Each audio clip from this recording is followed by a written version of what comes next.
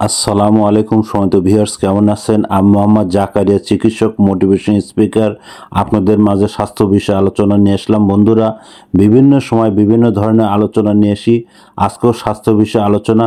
তো বন্ধুরা, আজকে আলোচনার বিষয় যে আপনার পর্যাপ্ত ঘুমের অভাবে শরীরের যেসব ক্ষতি হয়, তাহলে এই ভিডিওটা প্রথম থেকে শুরু করে শেষ পর্যন্ত না টেনে শুনবো।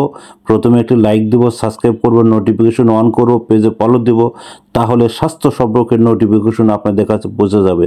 তাহলে বন্ধুরা মনোযোগ দিয়ে শুনুন। পর্যাপ্ত পরিমাণ যদি ঘুম না হয়, সেই ক্ষেত্রে কি কি ধরনের ক্ষতি হতে পারে? বন্ধুরা, প্রথমত আপনার মস্তিষ্কের ক্ষমতা কিন্তু আপনার কমে যায়। আলঝাইমার বা আপনার ডিমেনশিয়ার ঝুঁকি বাড়ে। হতাশ ও মানসিক চাপ বেড়ে যায়।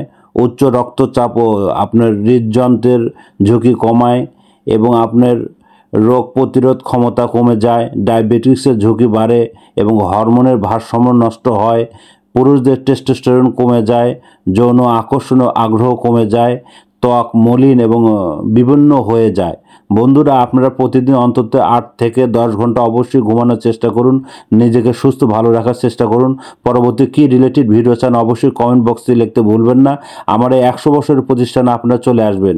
যে কোনো গোপন অসুখ বিসুখ এবং এতক্ষণ মনোযোগ সহকারে দেখার জন্য সবাইকে থ্যাংক ইউ, সবাইকে ধন্যবাদ।